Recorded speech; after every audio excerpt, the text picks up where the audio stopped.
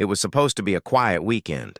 My 16-year-old son Caleb and I had escaped to our mountain cabin, our sanctuary away from the suffocating grip of the suburban HOA. Back home, everything came with a rule book. No barking dogs after 6 p.m., no stacked firewood on porches, and heaven help you if you dared to hang an unapproved birdhouse. The self-appointed queen of those rules, Karen Whitmore, made sure everyone's life felt like living in a glass box. So we packed up, left the nonsense behind, and headed for the one place where the world still felt like ours. The cabin had a way of breathing differently. The air was cool and sharp, the pines whispered in the wind, and the steady rhythm of birdsong wrapped around the place like a familiar blanket. Caleb sat on the porch, tapping out patterns with his practice sticks. You wouldn't guess by looking at him, but my son wasn't just any teenager. He was in the FBI Junior Cadet Program, trained by real agents, certified in hand-to-hand combat, and a ranked jiu-jitsu competitor. He didn't brag. He didn't need to. For 2 full days, we did what we always did.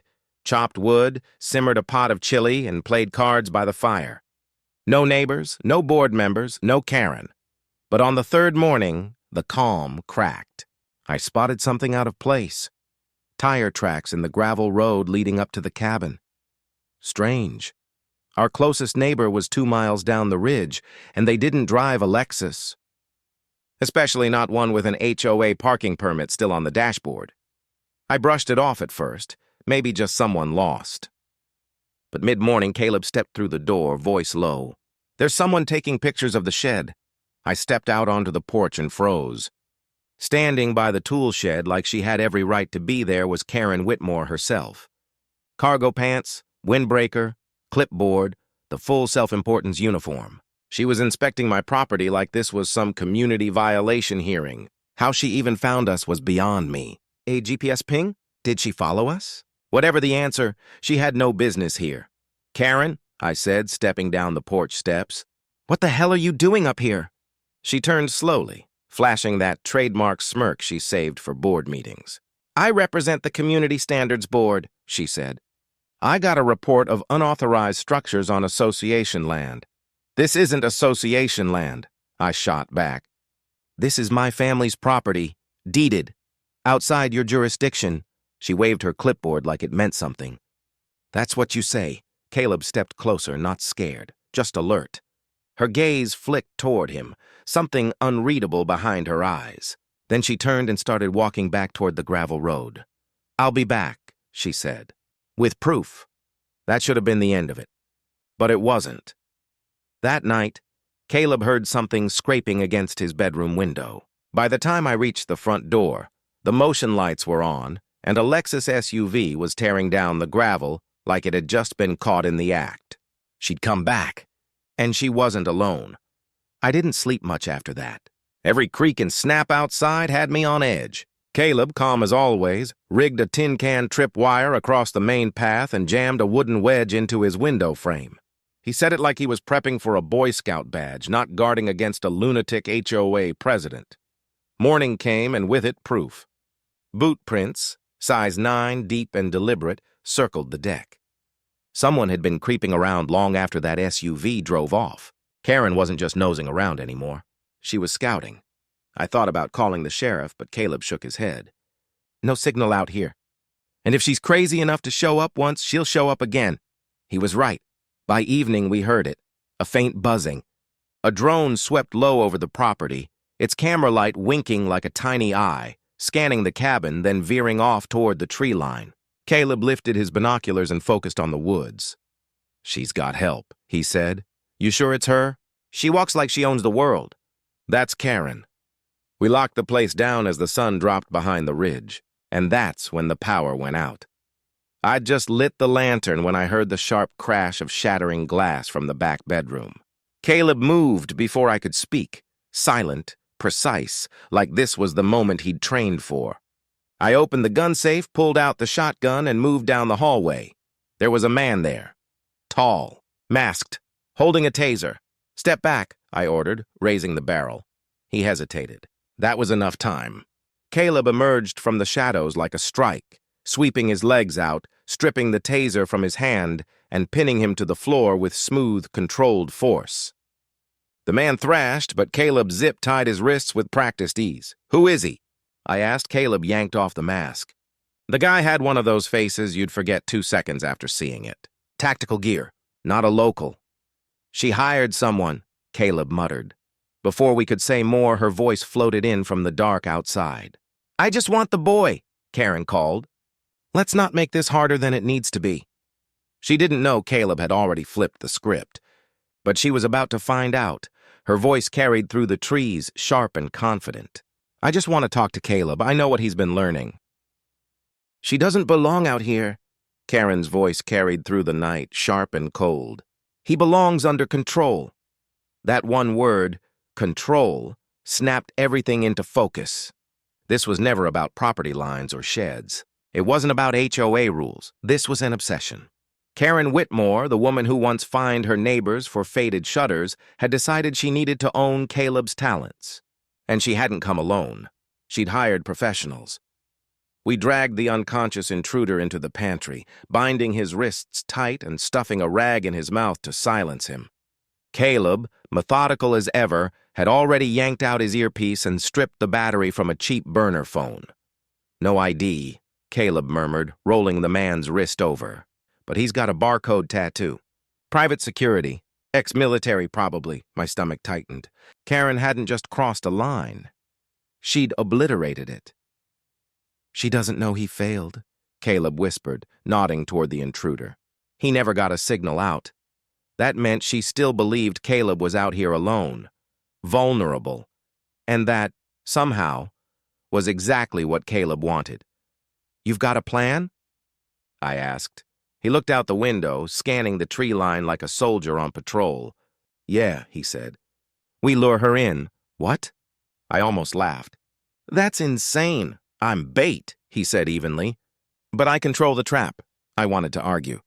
I should have. But his eyes were steady, razor-focused, calm in a way that didn't belong to a 16-year-old. I trusted that calm. We went to work. Caleb carved a false trail out the back door, a string of footprints leading toward the creek. A flashlight planted at the edge of the woods made it look like someone had fled in a hurry. Meanwhile, he slipped silently into the crawl space beneath the porch, armed with a tactical baton and one of Karen's confiscated walkie-talkies. I stationed myself on the porch steps, the shotgun laid across my lap, every sense tuned to the darkness.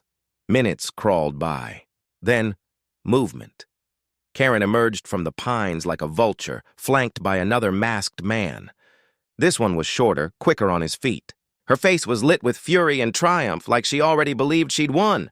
"Told you!" she barked into her radio. "I see the trail. He's on the run, flanked from both sides. I want him alive." I held my breath. The masked man followed the fake trail into the woods. Karen marched toward the porch, her boots crunching the gravel with the confidence of someone who thought she owned everything she saw. "You can't hide him from me," she shouted. "The community has plans for kids like him." That was when Caleb struck.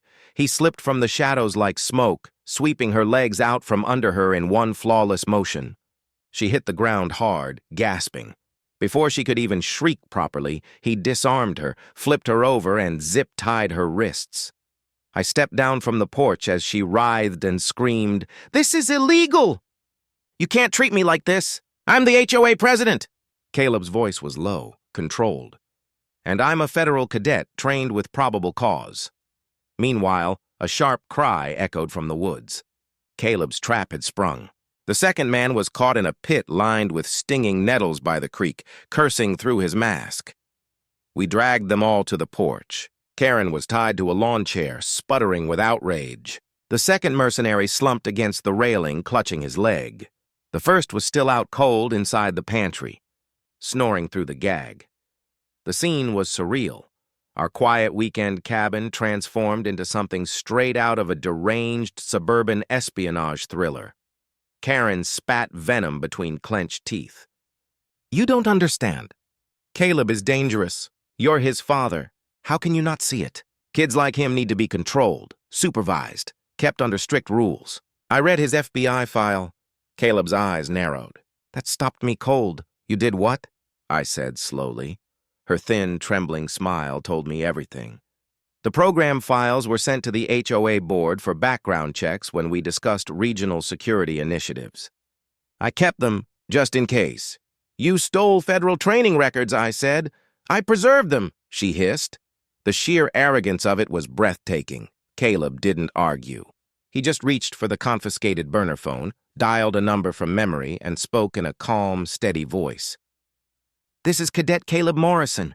Emergency escalation. 3 suspects detained. Location beacon live." And with that, the wheels were set in motion. 45 minutes later, the forest was alive with the low rumble of engines.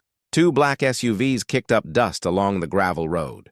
A helicopter swept low over the trees, light slicing through the dark. Tactical agents moved with silent precision, surrounding the cabin, securing every inch of ground. The mercenaries were disarmed and hauled off like they were nothing. Karen was gagged and dragged into the back of a vehicle, thrashing and shrieking like a banshee whose power had finally snapped. An older agent in a suit approached me, calm and steady. "Mr. Morrison," he said, "your son did exactly as trained. Textbook defensive strategy. We've been tracking a leak in our junior cadet program for months. This confirms the source. She's facing federal charges." I glanced toward the SUVs where Karen, the once untouchable HOA queen, sat bound and defeated. "What about the mercs?" I asked. "Contractors from a disbanded private firm," the agent replied. "She paid them through a fake HOA security fund. We'll unravel the rest." I turned back to Caleb. He wasn't gloating. He wasn't smiling. He just watched the cleanup with quiet focus. "She thought I was just a kid," he said softly. I placed a hand on his shoulder. "She picked the wrong one." That night, the forest finally went still. No boots on gravel, no buzzing drones, just crickets and cool mountain air.